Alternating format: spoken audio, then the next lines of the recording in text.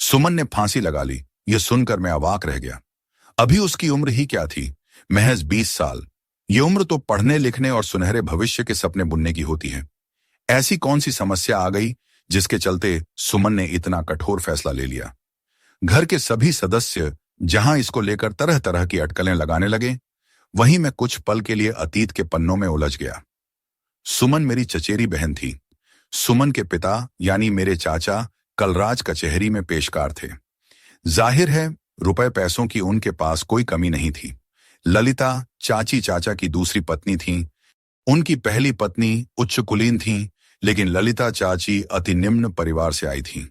एकदम अनपढ़, गंवार, दिन भर महल्ले की मजदूर छाप औरतों के साथ मजमा लगाकर गप्पे हाँकती रहती थीं। उनका रहन सहन भी उसी स्तर का था और बच्चे भी उन्हीं पर गए थे। माँ के संस्कारों का बच्चों पर गहरा असर पड़ता है। कहते हैं ना कि पिता लाख व्यभिचारी लंपट हो, लेकिन अगर माँ के संस्कार अच्छे हों तो बच्चे लायक बन जाते हैं। चाचा और चाची बच्चों से बेखबर सिर्फ रुपए कमाने में लगे रहते। चाचा शाम को कचहरी से घर आते तो उनके हाथ में विदेशी शराब की बोतल होती। आते ही घर पर मुर्गा शराब का दौर शुरू हो जाता। एक आदमी रखा था जो भोजन पकाने का काम करता था। खा पी कर वे बेसुध बिस्तर पर पड़ जाते। ललिता चाची को उनकी हरकतों से कोई फर्क नहीं पड़ता था, क्योंकि चाचा पैसों से सबका मुंह बंद रखते थे। अगले दिन फिर वही चर्चा। हालत यह थी कि दिन चाची और बच्चों का तो शाम चाचा की। उनको 6 संतानों में 3 बेटे व 3 बेटियों थीं, जिनमें सुमन बड़ी थी। फैजाबाद में मेरे एक चाचा विश्वभान का भी घर था। उनके 2 टीनेजर लड़के दीपक और संदीप थे, जो अक्सर ललिता चाची के घर पर हुए जमे रहते। वहां चाची की संतानें दीपक व संदीप और कुछ महल्ले के लड़के आ जाते, जो दिन भर खूब मस्ती करते। मेरे पिता की सरकारी नौकरी थी। संयोग से 3 साल फैजाबाद में हमें भी रहने का मौका मिला, सो कभी कभार मैं भी चाचा के घर चला जाता। हालांकि इसके लिए सख्त निर्देश था पापा का कि कोई भी पढ़ाई लिखाई छोड़कर वहां नहीं जाएगा, लेकिन मैं चोरी छिपे वहां चला जाता। निरंकुश जिंदगी किसे अच्छी नहीं लगती। मेरा भी यही हाल था। वहां ना कोई रोक टोक, न ही पढ़ाई लिखाई की चर्चा। बस दिन भर ताश, लूडो, कैरम या फिर पतंगबाजी करना। यह सिलसिला कई साल चला। फिर एकाएक क्या हुआ जो सुमन ने खुदकुशी कर ली। मैं तो खैर पापा के तबादले के कारण लखनऊ आ गया, इसलिए कुछ अनुमान लगाना मेरे लिए संभव नहीं था। मैं पापा के साथ फैजाबाद आया। मेरा मन उदास था। मुझे सुमन से ऐसी अपेक्षा नहीं थी। वह एक चंचल और हंसमुख लड़की थी। उसका यूं चले जाना मुझे अखर गया। सुमन एक ऐसा अनबूझा सवाल छोड़ गई जो मेरे मन को बेचैन किए हुए था कि आखिर ऐसी कौन सी विपदा आ गई थी जिसके कारण सुमन ने इतना बड़ा फैसला ले लिया। जान देना कोई आसान काम नहीं होता। सुमन का चेहरा देखना मुझे नसीब नहीं हुआ। सिर्फ लाश को कफन में लिपटा देखा। मेरी आंखें भर आईं। शव यात्रा में मैं भी पापा के साथ गया। लाश श्मशान घाट पर जलाने के लिए रखी गई। तभी विश्वभान चाचा आए। उन्हें देखते ही कलराज चाचा आपे से बाहर हो गए। खबरदार जो दोबारा यहां आने की हिम्मत की, हमारा तुम्हारा रिश्ता खत्म। कुछ लोगों ने चाचा को संभाला, वरना लगा जैसे वे विश्वभान चाचा को खा जाएंगे। ऐसा उन्होंने क्यों किया, वहां उपस्थित लोगों को समझ नहीं आया। हो सकता है पट्टेदारी का झगड़ा हो। जमीन जायदाद को लेकर भाई भतीजों में खुन्नस आम बात है, मगर ऐसे दुख के वक्त लोग गुस्सा भूल जाते हैं। यहां भी चाचा ने गुस्सा निकाला तो मुझे उनकी हरकतें नागवार गुजरी। कम से कम इस वक्त तो वे अपनी जबान बंद रखते। गम के मौके पर विश्वभान चाचा खानदान का ख्याल करके मातम पुरसी के लिए आए थे। पापा को भी कलराज चाचा की हरकतें अनुचित लगीं। चूंकि वे उम्र में बड़े थे, इसलिए पापा भी खुलकर कुछ कह न सके। विश्वभान चाचा उलटे पांव लौट गए। पापा ने उन्हें रोकना चाहा, मगर वे रुके नहीं। दाह संस्कार के बाद घर में जब कुछ शांति हुई तो पापा ने सुमन का जिक्र किया। सुनकर कलराज चाचा कुछ देर के लिए कहीं खो गए। जब बाहर निकले तो उनकी आंखों के दोनों कोर भीगे हुए थे। बेटी का गम हर बाप को होता है। एकाएक वे उभरे तो बमक पड़े। सब इस कलमुंही का दोष है। चाची की तरफ इशारा करते हुए बोले। यह सुनकर चाची का सुबकना और तेज हो गया। इसे कुछ नहीं आता, न घर संभाल सकती है, न ही बच्चे, कलराज चाचा ने कहा। फिर किसी तरह पापा ने चाचा को शांत किया। मैं सोचने लगा, चाचा को घर और बच्चों की कब से इतनी चिंता होने लगी। अगर इतना ही था तो शुरू से ही नकेल कसी होती। जरूर कोई और बात है जो चाचा छिपा रहे थे। उन्होंने सफाई दी। पढ़ाई के लिए डांटा था। अब क्या बाप होकर इतना भी हक नहीं? क्या इसी से नाराज होकर सुमन ने आत्महत्या जैसा आत्मघाती कदम उठाया? मेरा मन नहीं मान रहा था। चाचा ने बच्चों की पढ़ाई की कभी फिक्र नहीं की, क्योंकि उनके घर में पढ़ाई का माहौल ही नहीं था। स्कूल जाना सिर्फ नाम का था।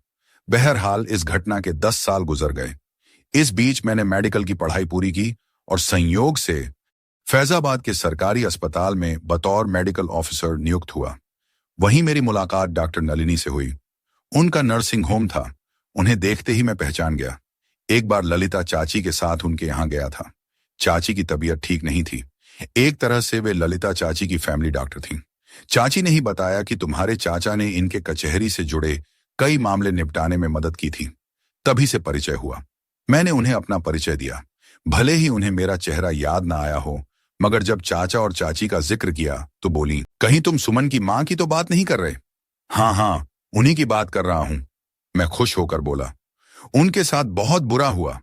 उनका चेहरा लटक गया। कहीं आप सुमन की तो बात नहीं कर रही? हाँ, उसी की बात कर रही हूं। सुमन को लेकर दोनों मेरे पास आए थे। डा नलिनी को कुछ नहीं भूला था।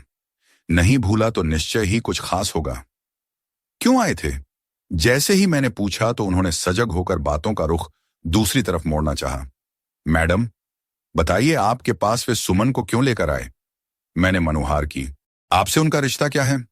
वे मेरे चाचा चाची हैं। सुमन मेरी चचेरी बहन थी। कुछ सोच कर नलिनी बोली, आप उनके बारे में क्या जानते हैं? यही कि सुमन ने पापा से डांट खाकर खुदकुशी कर ली। खबर तो मुझे भी अखबार से यही लगी। उन्होंने उसांस ली। कुछ क्षण की चुप्पी के बाद बोली, कुछ अच्छा नहीं हुआ। क्या अच्छा नहीं हुआ? मेरी उत्कंठा बढ़ती गई। अब छोड़िए भी गड़े, मुर्दे उखाड़ने से क्या फायदा? उन्होंने टाला। मैडम, बात तो सही है, फिर भी मेरे लिए यह जानना बेहद जरूरी है कि आखिर सुमन ने खुदकुशी क्यों की। जानकर क्या करोगे? मैं उन हालातों को जानना चाहूंगा जिनकी वजह से सुमन ने खुदकुशी की। मैं कोई खुफिया विभाग का अधिकारी नहीं, फिर भी रिश्तों की गहराई के कारण मेरा मन हमेशा सुमन को लेकर उद्विग्न रहा। आपको क्या बताया गया है? यही कि पढ़ाई के लिए चाचा ने डांटा, इसलिए उसने खुदकुशी कर ली। इस कथन पर मैंने देखा कि नलिनी के अधरों पर एक कुटिल मुस्कान तैर गई। अब तो मेरा विश्वास पक्का हो गया कि हो ना हो बात कुछ और है जिसे नलिनी के अलावा कोई नहीं जानता। मैं उनका मुंह जोहता रहा कि अब वे राज से पर्दा हटाएंगी। मेरा प्रयास रंग लाया। वे कहने लगीं, मेरा पेशा मुझे इसकी इजाजत नहीं देता, मगर सुमन आपकी बहन थी, इसीलिए आपकी जिज्ञासा शांत करने के लिए बता रही हूं। आपको मुझे भरोसा देना होगा कि यह बात यहीं तक सीमित रहेगी। विश्वास रखिए मैडम, मैं ऐसा कुछ नहीं करूंगा जिससे आपको रुसवा होना पड़े। सुमन गर्भवती थी। सुनकर सहसा मुझे विश्वास नहीं हुआ। मैं सन्न रह गया। सुमन के गार्जियन गर्भ गिरवाने के लिए मेरे पास आए थे। गर्भ 5 माह का था, इसीलिए मैंने कोई रिस्क नहीं लिया। मैं भरे मन से वापस आ गया। यह मेरे लिए एक आघात से कम नहीं था। 20 वर्षीय सुमन गर्भवती हो गई। कितनी लज्जा की बात थी मेरे लिए। जो भी हो, वह मेरी बहन थी। क्या बीती होगी चाचा चाची पर जब उन्हें पता चला होगा कि सुमन पेट से है। चाचा ने पहले चाची को डांटा होगा, फिर सुमन को।